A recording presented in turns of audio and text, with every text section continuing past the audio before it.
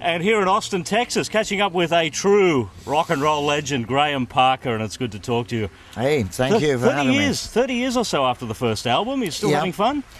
Well, sporadically, yeah. This is chaos here at Austin, this South by Southwest Festival. Yeah. But the shows I've done have been very good.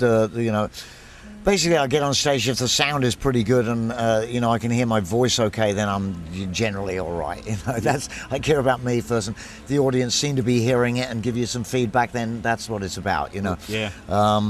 Done a couple of shows solo and joined the band I sometimes played with, the Figs, who are a great rock and roll band, younger than me. And I'm just joining them for a few numbers today, and then I've got a show at 11 p.m. tonight. Cool. But in general, I play a lot of solo shows, and that's how I like it. I've got a new record coming out, just come out, and I'll be touring with a band behind that. But mostly northeast of America, really. Sure. You've got quite a catalogue to dig into now. How do you go about selecting a set list these days? That's a good question. My guitarist, Mike, the guy in the Figs, he's the guitarist, but he actually played drums on my new record. He's a drummer as well. He's going to be drumming with me on tour. He always, he's a big fan. He knows how to play some of my more obscure songs that I can't even, I'd be lost. Give me a guitar and be like, I don't know how it goes. He can figure it out. He can play them. He's come out with quite a lot of tunes, and I looked at them and thought, well, okay, they might work. I haven't thought too much about it yet, but I'm stuck with it now. And obviously, you do some new stuff with maybe about 5 or 6 from the new record. I just go back all through the career and pick stuff out that will sort of complement and work with the newer stuff. Is basically the way to do it, I think. What won't the audience let you get away with not doing? Like songs like New York Shuffle, Hey Lord Don't Ask Me Questions, are they still must-dos? No, they're not at all. No. Not in America. Hey Lord Don't Ask Me Questions were big, Australia and England, Europe.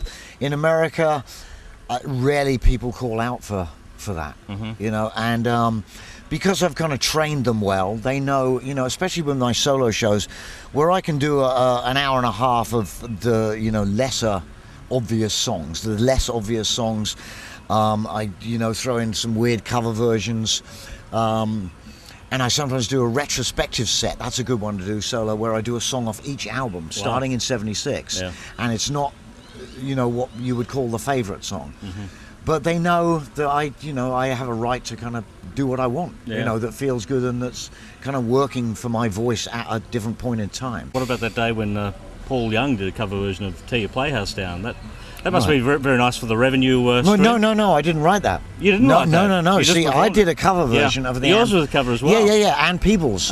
It's an Ann Peebles song. You have to check out the original. Yeah, you actually come up as the songwriter in some of the credits. That's bizarre. Well, I'm not getting the money for it. I can assure you that it would turn up on publishing statements. I'd see that and say... Should I keep quiet or should I tell Anne, seeing as she lives in Atlanta and does the occasional club gig and is probably not very well off, I should tell her. Yeah. But no, it hasn't happened. So yeah, she did the definitive version. She's the girl who did I Can't Stand the Rain, if you remember that. Yeah. And she did, I did the kind of nasty, more intense kind of angry version. Yeah. And Paul Young did the unnecessarily commercial version, So she should be happy all the way around. Oh, yeah, she should. I think she co-wrote it with somebody else, Earl Randall, I think, who's a musician, one of those people who played with her or whatever. Sure. So I believe she's a co-writer of it, though. I hope she's got her dosh from it. Yeah. What about the the original punk movement, which is, I guess, is where you sprung up in that mid-70s period, and then suddenly there was the Sex Pistols around, Elvis Costello was around, and they were calling it punk, and then you were called New Wave. Were you just riding that whole wave as it was happening? Did you feel part of it? Well, in '76, the entire year, that was not happening. Not really. It was happening in the back pages of the music press. It wasn't happening until '77, so I made 2 albums in '76, so it was much more like being in a field of one.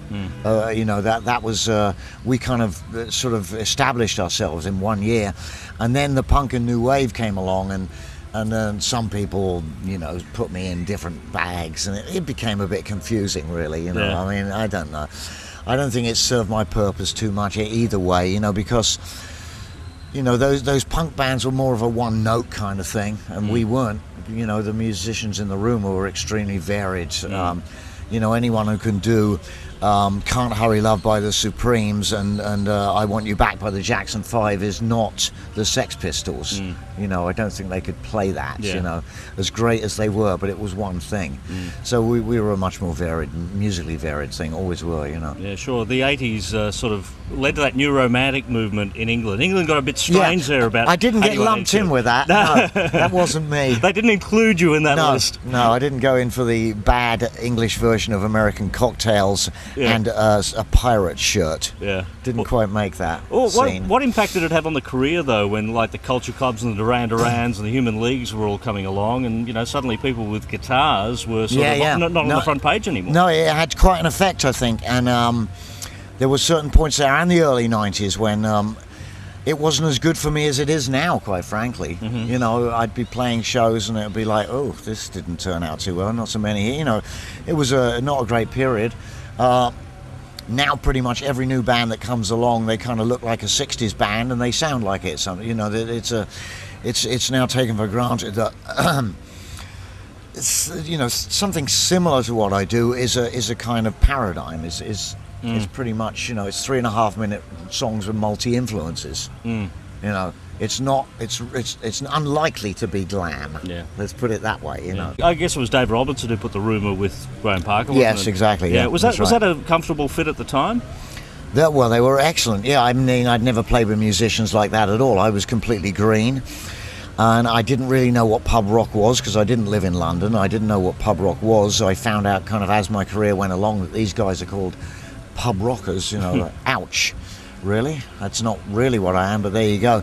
But it didn't matter because their music was, they were kind of fed up with the kind of tune your guitar up for half an hour on stage approach and anything. They were into intense, like one song after the other, boom, boom, boom, not much talking, stick it down their throats, which is exactly the way I was writing, you know. Although not all of my songs were like that. They were very gentle ones on my first album, Between You and Me and Gypsy Blood. They're, you know, quite romantic. But, you know, what people see of that is Don't Ask Me Questions and New York Shuffle from Stick to Me. So that's kind of the image of it. And they were well into playing like that. They were well behind that idea. So I think we worked perfectly, and it was a great, fantastic band. Yeah, but I mean, you know, you're talking about, you know, songs like Don't Ask Me Questions and New York Shuffle, like, you know, I know they were just part of the Graham Parker catalogue, but they are songs that even today people remember you and know you for. Yeah, well, you know, more in other countries than in America, I think. You know, it's funny. I get people who started with me in the 80s. You know, and you've been going for a decade. Yeah, and it's great. You know, it's like I heard you, you know, 2 albums ago or something. So I get more of that. You know, that's a good thing.